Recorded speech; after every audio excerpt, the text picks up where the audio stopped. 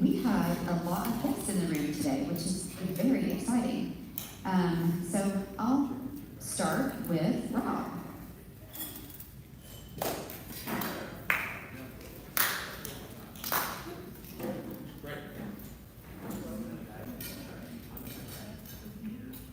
So I have a guest here today. He's been here several times in the past. His name is Chris Sartorius. He's a retired U.S. Air Force Lieutenant Colonel and worked in the intelligence field. He's been with OU for about the last 15 years. He's been a guest speaker here before, so once again, I'd like to welcome my good buddy and our guest of this club, Chris Sartorius. Thank you. Okay, Donita, you will officially become a new member today as a guest. I know, I was like, I don't know if I'm official yet and if I can start bringing people. Absolutely. But I always want to introduce, I'm going to introduce Justin Noel. He's one of our senior sales managers at the hotel. He kind of works, he knows a lot of you in the community, and that's why I wanted to bring him today to start getting some of those generation rates and we can start growing and being more involved. Great. Story has some guests. Yes, I have my kids with me. My son Brendan will be a sophomore in Norman North this year, and my daughter Evie is going to be a sixth grader in that year. And continuing the family tradition, Joanne Stiles as a guest. This is my daughter Ingrid Stiles. She'll be a sixth grader learning, and she does cross country and theater at Stone Theater. Welcome, yes, and family members here. So I have a couple guests. I'm going to let Stephen bring the mic to you. I have Rachel Wyatt. Hey guys, I'm Rachel Wyatt. I'm the Director of Captures and Proposals for Siemens Government Technologies, and happy to be here. Nice to meet all of you. I'm Tamborina Phillips. I am the owner of a pediatric occupational therapy clinic here in Norman called There's Potential, and I'm glad to be here. We are welcome. We also have Paula Atkinson, who's been with us several times. Welcome. Tamara Holland, who's, I feel like, just going to join our club, which is also awesome. And Bianca Gordon is a guest today. So welcome to all of you. A couple of quick announcements. I believe, Shauna, you're still collecting books? Yep. Okay, great. And you will find, again, the sign-up sheets for dinner for 8 on your tables. Really encourage you to do that. You do not have to be a couple to do that. You can come as yourself or bring someone that you just want to introduce to Rotary or hang out with. The goal is to get acquainted with with each other in a setting that doesn't involve just 10 minutes of talk around a table once a week. So, would love it if you would sign up.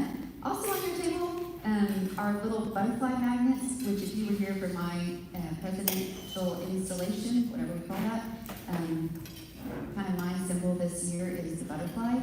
And so please feel free to take one, put it on your refrigerator or wherever you can put a magnet and remind yourself to that lots of little actions can make a big difference.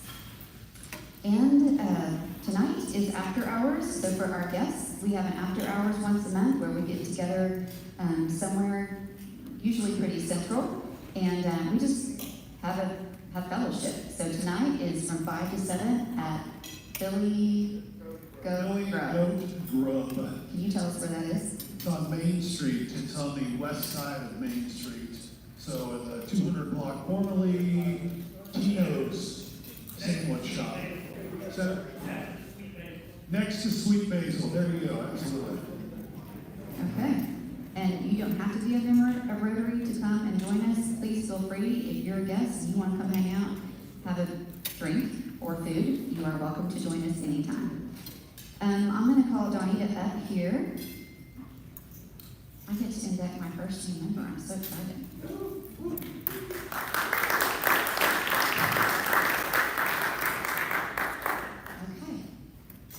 Okay. On behalf of the members of Norman Rotary Club, I'm delighted to extend a warm welcome to our newest member, Donita Dixon. Joining Rotary is not just about becoming a member of the club, it's about becoming part of a global community dedicated to making a positive difference in the world. As a Rotary Club, we uphold the values of service, integrity, diversity, and leadership. We are united in our commitment to improving lives locally and globally through our various service projects and initiatives. Danya, we are excited to have you join us on this journey of service and fellowship. Your unique skills, experiences, and perspectives will enrich our club and contribute to our collective efforts to create lasting change. As you embark on your Rotary journey, you will have the opportunity to connect with fellow members, participate in meaningful projects, and engage in activities that align with your passions and interests. We encourage you to take full advantage of all that Rotary has to offer and share your ideas and aspirations with us. Once again, Danya, welcome to Norman Rotary Club. We are thrilled to have you as part of our Rotary family, and we look forward to working together to make a positive impact in our community and beyond. Everyone, please extend a welcome to Danya.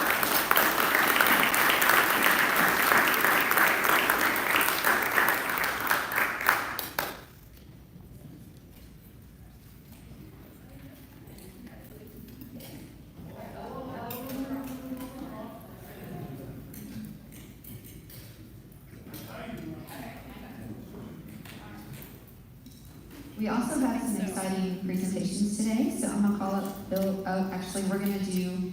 I'm gonna call up Tamara Holland first, and Rob, Andrew, come on up, and Liz, and yes, whoever needs to be up here, please come up here.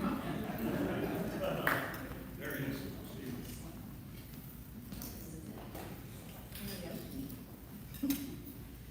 Hello, Norman. On May 3rd in Duncan, we held our district banquet awards. How it works is Rotary is on a July 1 to a June 30th. And so our awards are usually in April or May. And those awards that are presented, so for 2025 is actually for the 23-24 year. So that would have been your president right here, Rob, and at that time, President-elect Liz. At that district banquet, 4 of 31 clubs were recognized. So this is a huge deal. It's an EREY, which is every Rotarian every year. What that means is every single Rotarian in the club donated a minimum of $25, but an overall average of $100 per capita of that club.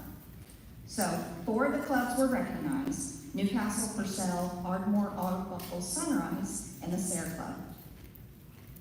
What didn't get recognized, and this is an award that's presented through Rotary International, and with the persistence, due diligence, to some very passionate people in your club, this club got overlooked.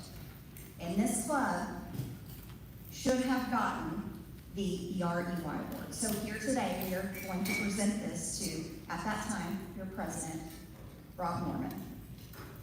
So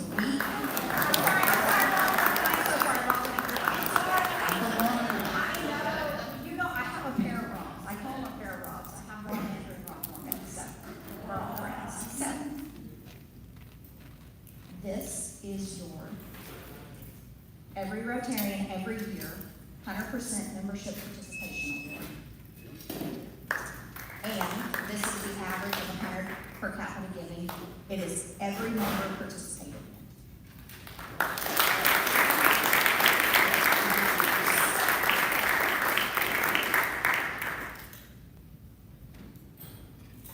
What I also wanted to recognize is at that awards assembly, President Rob received the Rotary Citation for achieving every goal that was set for this club as that president. That's a big deal. Probably the bigger deal is that Norman Noon received the #1 club in the district for overall giving per capita, not the amount, per capita, per person, at $220.06 an average per person. So congratulations on that. Just wanted to say congratulations. And also, if you don't go to the district conferences, that is a great opportunity to go to see and meet the other clubs, but also get to see and be proud of what your club is doing, because you guys are great. Thank you. I won't take long, I promise. Thank you, Tamara. Our new assistant governor, by the way, is I think you already have met her, who covers us, so thank you for presenting. And I want to say, Liz at that district dinner that night kind of kicked me really hard when we didn't get the award and said, Rob, you worked really hard for it, do something about it. And she started the ball rolling, and then Steve Wood and I got together, we drafted an email to Rotary International, and it didn't need a revision after that. It just took Rotary about a month, and it was right before Calvary, so I figured they'd be a little bit delayed, but they came back and said, you're right, it's good to go. We should have awarded this to you. So thank you, Liz, and thank you, Steve. It's an award for all of us. All right, thank you. Thank you guys for being persistent and thank the club for helping us achieve that award. So, okay, Bill William, it is your turn.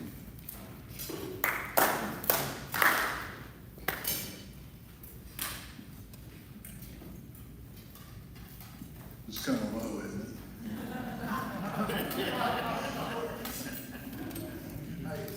President Ron, well done, and we deserve it, and that's a big deal for this club, and by the district, and all right, got that corrected. And Billy Go, whatever, that sounds like it's along my line, I will be there. I hope some of those that don't come to that come, and it's a good time. Okay, this is a big deal today. So today, the trustees of the Rotary Foundation and I am honored. Well, the foundation, the trustees are not here unless Ron Burton is here, because he used to be a trustee. But I am honored to announce a member of this club that's given a substantial contribution to the goals of international understanding and world peace. By doing that, he understands the goals of the Rotary Foundation, the humanitarian programs, the educational programs, and what it does for the people around the world. So, I'm pleased to announce that Steve Wood is now a major donor, level 1, to the Rotary Foundation. And I want you to, Steve, come up here and let us show our appreciation and congratulations to you.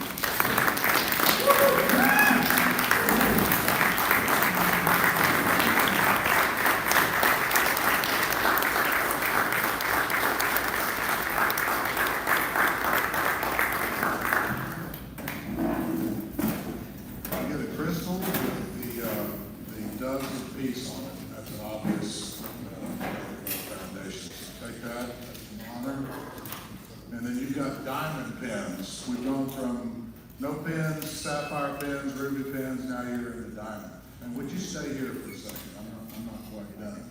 Because also a very big deal is when somebody gets their first ball hairstyle. And that is a big deal. That's how the Rotary Foundation functions. And that's how we got the $100 per member that we did that year by people that become members of the foundation. So would Michael Story please come up here? And please give him.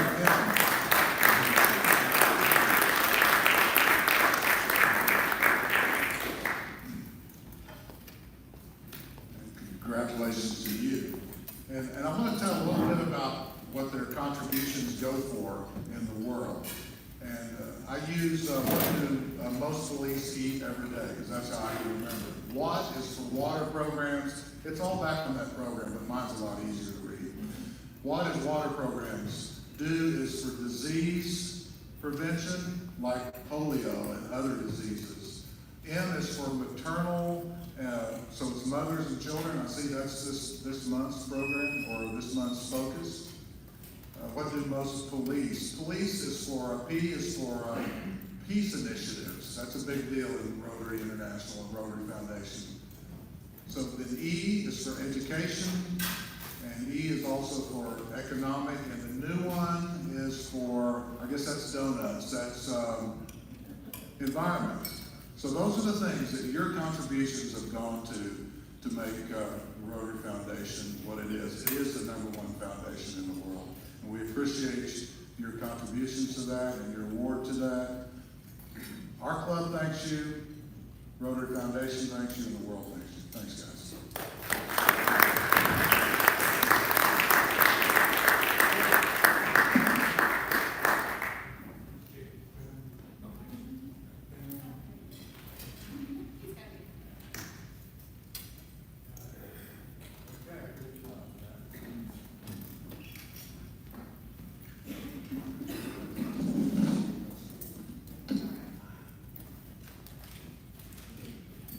these are really big deals. Let's give them another round of applause. Okay, so it is my pleasure to introduce Stacy Bruce. I'm going to tell you a little bit about her before she comes to speak. She graduated from Norman High in 1993, then attended and graduated from OU with a Bachelor of Arts. After college, she began a career with the YMCA. She worked in Dallas, Tulsa, Oklahoma City, and Norman. She served as Health and Wellness Director, Branch Director, and before leaving, Vice President of Operations at the Cleveland County Family YMCA in Norman. In November of 2016, Stacy left a career of almost 20 years with the YMCA to become the Executive Director of Bridges of Norman. The mission of Bridges is to empower high school students in family crisis to pursue education without obstacles. That's what really sold Stacy on her career move. Working with young people, addressing critical issues in the community, and helping youth succeed are all passions of Stacy's. Bridges' mission and Stacy's aspirations are synonymous and reflective of her commitment, focus, and passion to helping people. In addition to being the Executive Director at Bridges, Stacy serves on the Board of Directors at the Norman Chamber of Commerce, and she co-chaired the Norman Chamber of Commerce Tomorrow's Leaders Program. She served as Women's Leadership Committee Chairperson before accepting the position of Vice Chair of Programs for the Chamber. Stacy also serves on the Norman Citizens Advisory Board, the Work Bar Advisory Board, and has completed the Norman Police Department Citizens Police Academy.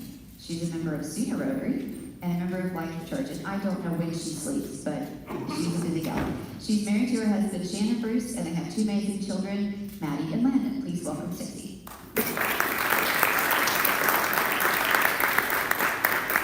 Okay, so there's a couple of things. It's like 2 truths and a lie in that biography. We might want to update that at this point, Bianca. Liz said, I got your biography or your spiel off of the internet, and I went, oh no, I don't know what I said in there. And what's still true, I'm not on the board for the chamber anymore, but I was. So I just need to change that a little bit. I was on my way here and I thought we can talk about Hulk Hogan if y'all want to. Have you heard that news today? Super sad. And then I saw somebody said, like, it's a rough week for people my age, like our childhood people.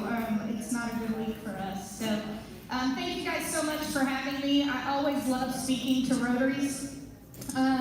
Let me tell you a little bit about myself because I think that it's important to know how I got to where I am. 9 years ago, this change that happened, but I grew up, my dad was a football coach, my mom was a school teacher.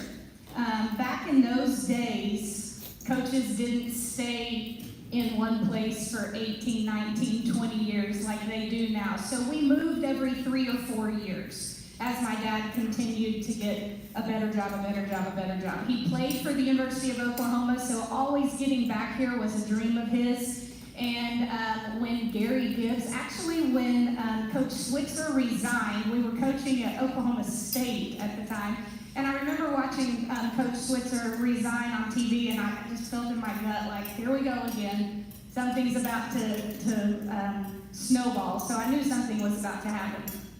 Well, I ended up being able to go to Norman High School for 4 years, graduated from Norman High, stayed here, went to college, and I called Norman home because it's the longest I've ever lived someplace. My parents ended up divorcing when I was in college, and my mom stayed here. My dad continued to move around and coach at different places. He toured the Big 12 for a while, but my mom always stayed here, so Norman was always home. So about 9 years ago, when somebody called me and said Deborah Crittenbrink was retiring, she was the executive director at Bridges at the time, and they said, would you be interested in this position? And I said no. I was working with like Teresa Collado and Justin Knoll at the time. We wore workout clothes to work every day. We got to work out. We got to play on Facebook. We answered things like the music in the locker room, like people not re-racking their weights. These were really big problems that we were dealing with on a daily basis, you guys.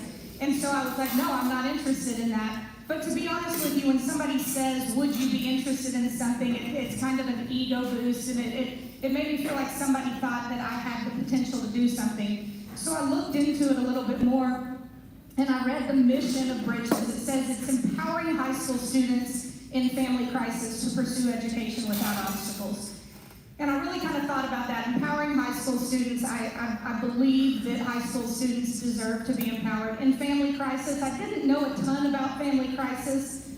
My parents divorced. I didn't respond well to their divorce. That's the family crisis I experienced. And then to get their high school diploma without obstacles.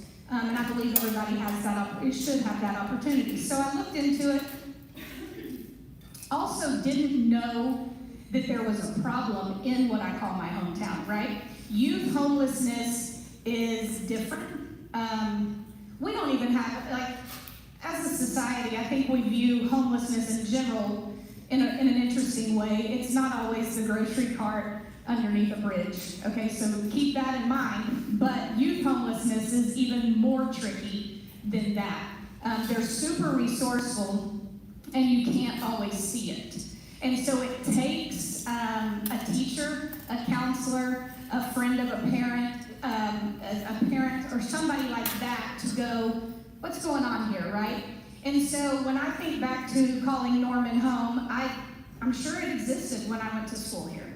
But I didn't pass it every day in the car that my parents bought me, with the insurance in the glove box that my parents paid for, with the gas in the tank that my parents paid for, right? Like, I didn't pass it going past Sooner Mall down Main Street to Norman High. So if I didn't pass it and I'm in high school, if it didn't slap me in the face, and if it wasn't my boyfriend at that time, whatever, then I didn't see it. And that's a lot of what we see on a regular basis, right? Even working for the Y, I didn't know this was a problem because I lived on the west side of town. I drove down Robinson, turned onto Berry, went back to North Base, and went to work. I didn't pass it on my way to work. So if you don't want to see youth homelessness, you don't have to.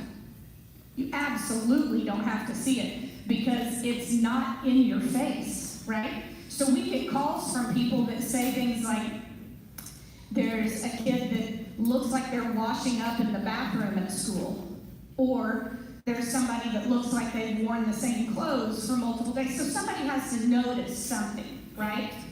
And so anyways, fast forward, I end up interviewing, I take the job, I leave a career almost 20 years. I get into this work, and on my very first day of work, a student says to me, people think we're bad kids. He said, people think we're bad kids. And I said, tell me more about what that feels like. And he said, people think we did something wrong and got sentenced to bridges, right? That a judge, a police officer, somebody said, here, bad kid, bad decisions, here you go, figure it out. And I said to this student who aged out of foster care, hadn't finished high school yet, foster family would no longer house them. So what did he do wrong? He had a birthday. That's what he did wrong, right? Anybody in here enjoy having birthdays every year? Like, it's okay to have those, right? So I said, I'm going to make sure that everybody always understands our students live with us due to no fault of their own. So Bianca's our associate executive director. I keep kind of looking in her direction because the things that we see, we can't articulate it enough. Like, I can't tell you. I don't want to tell you. I look at Carla, who deals with this for Norman Public Schools. You don't want to know what we see. You don't want to know about the dad that injected his child with drugs so he could sexually assault her. Not her fault, right? But you think she did something wrong. You don't want to know about the kid who was living with mom who died of cancer. He tried to continue to stay in the apartment until the apartment complex found out that he was living there and he wasn't on the lease, nor could he afford it, so they evicted him. He goes to live with family members and he gets shot in his leg. Like, it's just not a good other option, right? But you think he did something wrong. Or the student who lived with a parent who became incarcerated, same situation. Couldn't afford to stay where they were living if mom was going to be incarcerated. But you think he did something wrong. So I hate that we exist. I hate that I have this job. I hate that Bianca has this job. But I'm glad we do, because there's definitely a need for it. So we're different than just a youth shelter. There are shelters where people can go check in at 3, 4 o'clock in the afternoon, reserve a bed, get a hot meal, stay the night, get up the next morning, leave, right? Or they can live there in a tiny home or something like that. But the education piece is embedded in our mission. And so all of our students have to be enrolled in or eligible to enroll in high school. So sometimes we get applications and they're not interested in finishing their high school education, which is fine, but we're not the program for them then. So we will help connect them with resources to help them not be street homeless, really, right? But we're not the program for them. So Bridges, I'll backtrack and tell you, Bridges actually started in the mid-90s because the law at that time was that you had to have a parent or guardian present to enroll in school, which you had to have a signature from a parent or guardian to get your school schedule, to get all the things you needed for school. And if you didn't have that parent or guardian present, incarcerated, deceased, not safe to be around them, something they just didn't want to participate in, right? Then you didn't get to enroll in school. And so, at the time, some administrators at Norman High School saw this population growing, and they saw these students dropping out because of this one required signature, right? And so I talked to a counselor at the time, and I said, "What'd you do?" And he said, "We just did some illegal stuff. We went underground." And I was like, "That's awesome," because I left a really safe career of 20 years for an illegal operation. I'm really excited about this right now. But what ended up happening from that was there was a mayor's task force formed. Bill Nations was the mayor at the time. The right people with the right vision, with the right energy got together. They got the law changed, and a nonprofit was formed. Independent Living Services for Youth, or ILSY, ILSY, ended up going through a name change called Bridges because somebody decided that it sounded a little bit too institutional, ILSY did, and so it's Bridges today. So that's just a little bit of the history of how we got to where we got, why we do what we do, that all of our students, we check attendance and grades. We work direct. I keep Carla as a guest, but you've been a guest multiple times, it sounded like, so they might know you. So she does a lot of, there's a federal, it's hanging out there, federal law called McKinney-Vento that is funding for public school students who are attending, so school-related expenses. And so we work pretty closely with Norman Public Schools. Either they purchase some things for our students or we purchase them and get reimbursed or whatever. And so one of the things that Carla and her team has always had to do is report every year. So she starts with 0 at the beginning of a year, and every student that they identify that is unaccompanied, doubled up, living in a motel, living in a group home, living at Bridges, any street homeless, anything like that is considered McKinney-Vento, and they tally them as 1, 2, 3, 4, however many. And at the end of last year, I'm going to put you on the spot, but at the end of last year, I believe you reported 199. 216 last year. Oh, the year before that, I'm sorry. So in 24, right? It was like 199, it went up to 216 this past year. So it's not going down, okay?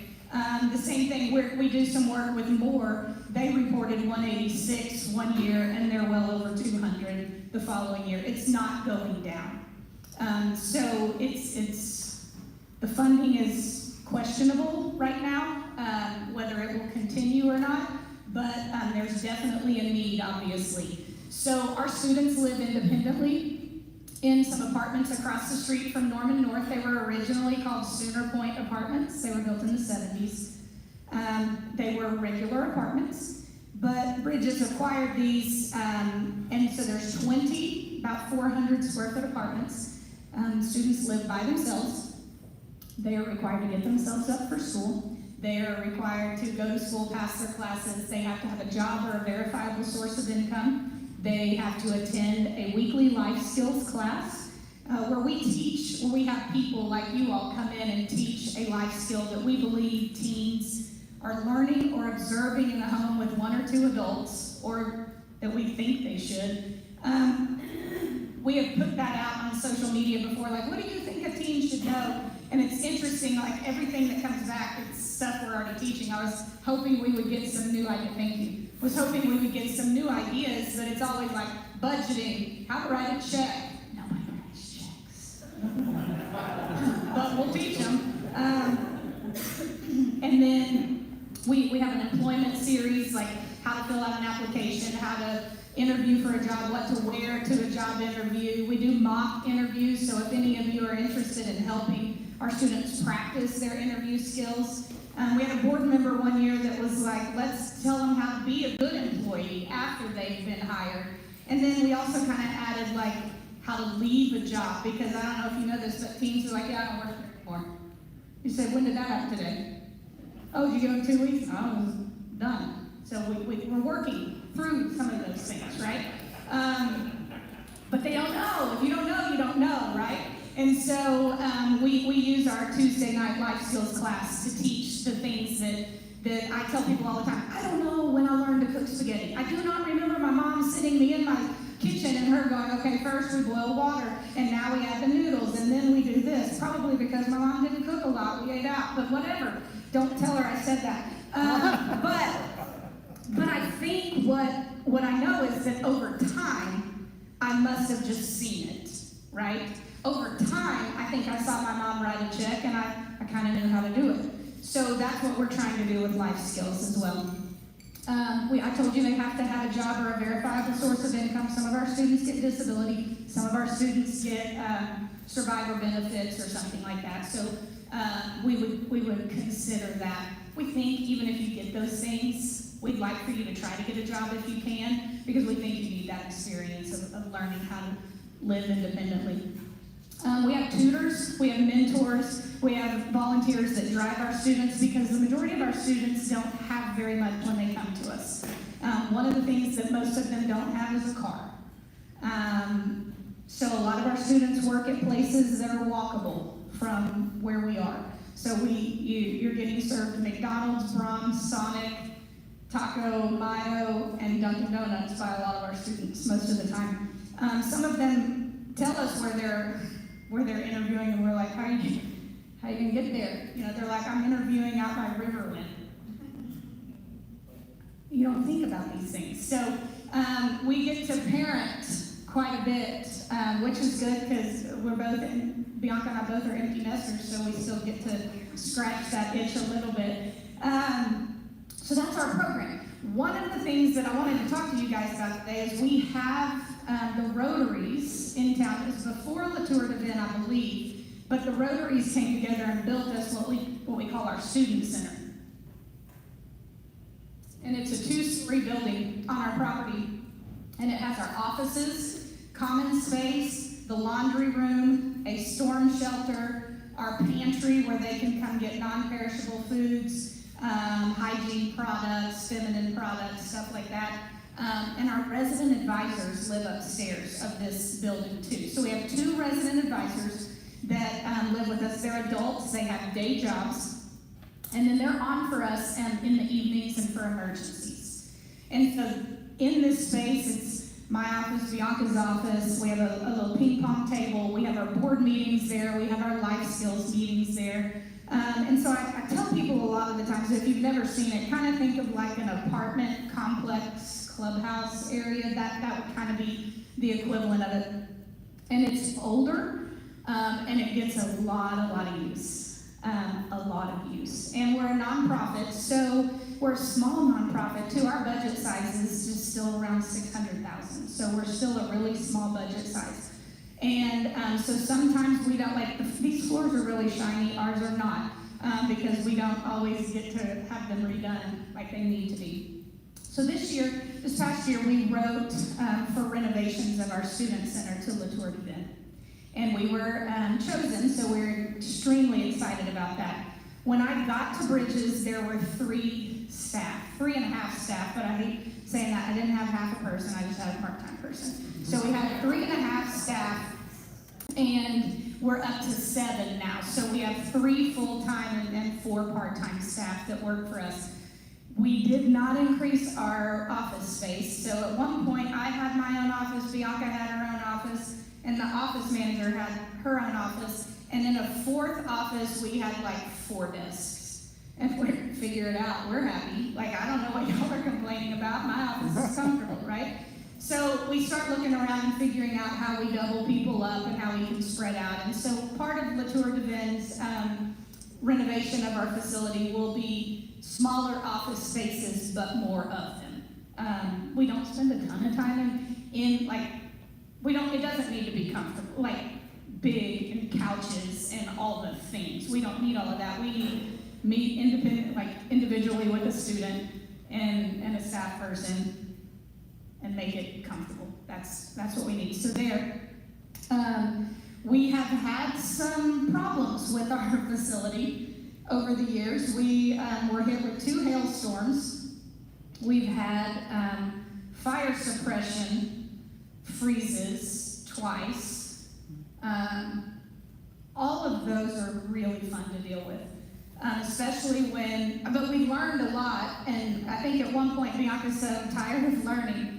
We're learned out, right? We're learning where water shutoffs are, and we don't, shutting off water to the building doesn't shut off the fire suppression system, so we learned that those are separate as well.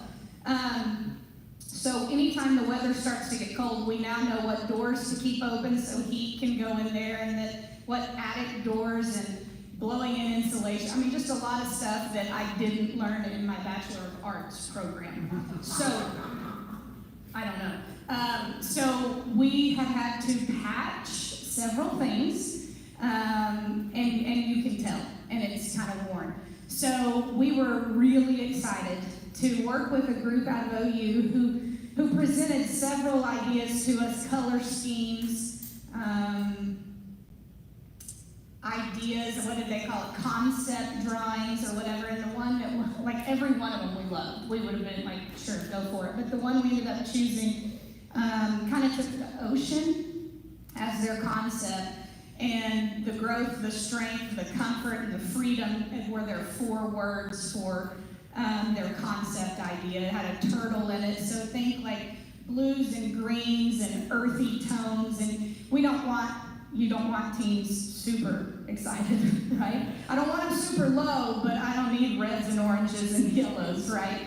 That was my YMCA days. We wanted the real bright colors. We wanted people to bounce, and if you're in Teresa's class, you've got to be able to do jumping jacks and stuff like that. And I don't need that from high school students any more than they already are, so we're toning that down. So office space, flooring, windows, more storage space, kitchen renovation. It is a larger kitchen area. They each have kitchens in their apartments, but this would be a space that they can eat together, cook together. Our life skills classes, sometimes we have cooking as a life skills class, so we can spread out there. Our board meetings, community meetings. Students come back and have bridal showers, baby showers, stuff like that in that space as well. We'll upgrade our AV equipment, and then enlarge our laundry space a little bit. We have 20 students that live on property, 2 RAs, we have 2 washers and 2 dryers. And for some reason, they don't work Monday through Friday. So everybody likes to do laundry on the weekend. So we've tried this by building day, do your laundry, because and then the other thing, if anybody knows what a washing machine minute is equivalent to in a real minute, we need to know that, because we tell students all the time, set a timer so you don't leave property and don't forget about your clothes and all that. And then I do the same thing. It says 2, but 10 minutes has passed. So anyways, that's kind of what we do. We have a lot of fun. I could tell you a lot of sad stories. I really could tell you a lot of sad stories. But we're not a sad place. We have a lot of fun. It's impossible to not have fun with teenagers. Tuesday, they were able to go to River Sports and do the rapids. The zip line was too windy for whatever they were doing up there. They kayaked, and some of them have never done that before and would not have the opportunity to do that.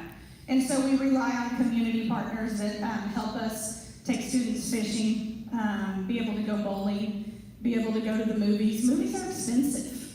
They're expensive now, right? And that's just not something that our students have the extra money to go do. So when people step up and say, here, send your students to the movies, those things are fun.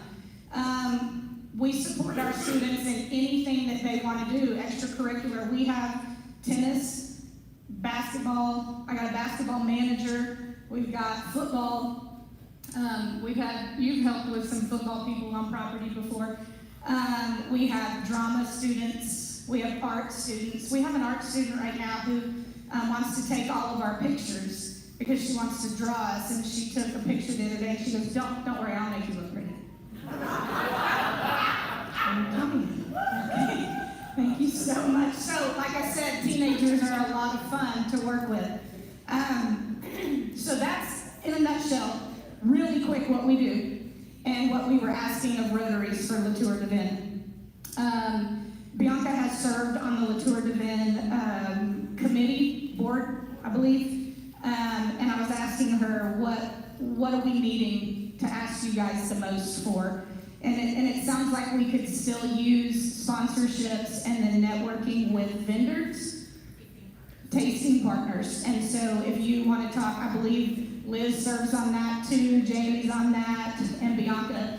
Feel free to talk to any of us about ways that you can help make this a super successful event. I'm sure they've told you all about it. It's growing. It's not just wine. It's not just alcohol, so if you don't drink, you can still come because there's mocktails and stuff like that. So we're extremely excited for the event and to be chosen. I had a student say to me real quick last thing, why do people care about us that don't even know us? And so when you choose Bridges, then we get to go back and explain like things that Dr. Bloom was thanking people for giving, like just giving of your money and saying use it to the best of your ability, like just because people care for people. There are still really good people out there. And I love Rotary's service above self approach. And so we get to tell them that there's 4 groups in Norman that just believe they're worth it. And that is super special to them. So thank you guys so much. You want questions? I have time for about one. Anybody got a burning question you want to ask Stacy? Yes, Ellen? What other ways can you get involved? So other ways that you can get involved would be, reach out to us. You can email Bianca or myself or call Bridges. We have mentors, driving needs, meal needs, after-school snack needs. You can donate to the pantry. Any non-perishable stuff, hygiene products, feminine products. You can't use your SNAP, your food stamps, for hygiene products. You can't buy shampoo, conditioner, soap, deodorant, feminine products with SNAP. I don't know why, don't get me started. But, so anything like that, donating that, if you don't have the ability to donate an item or money, time, call us. We've always got something for somebody to do. We do still take clothing items. Prom dresses was a question. We allow our students to go to prom semi. We had somebody call us one day that we didn't know there was a sports banquet happening at the end of it, and they were like, if she needs a dress, let us know. So just stuff like that. Anything that when you're cleaning it out, apartment, a gently used couch, love seat, chair, those types of things are the bigger items. Just call us first because our storage capacity is limited and sometimes it's jam-packed, so we'll be able to tell you if we can or cannot accept it at the time. Great questions. Thank you, Stacy. Let's give her a round of applause.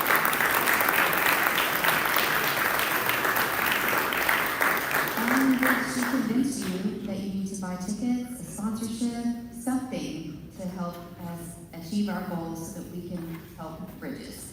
A couple last things I want to remind you. We have after hours tonight, 5 to 7 at Billy Goat Grub. Next week, we are not here. We are meeting at Assistance League. That'll be coming out to you with an address in your email, so watch for that, but we are not here next week. And I do just want to give a quote today. I won't do that every time, but this is from Sean Acor, who wrote The Happiness Advantage. Each one of us is like a butterfly in the butterfly effect. Each tiny movement toward a more positive mindset can send ripples of positivity through our organization, our families, and our community. We have a great opportunity to do that with Bridges and all the other nonprofits that we do help. So go out, make it a great week, and unite for good. You're adjourned.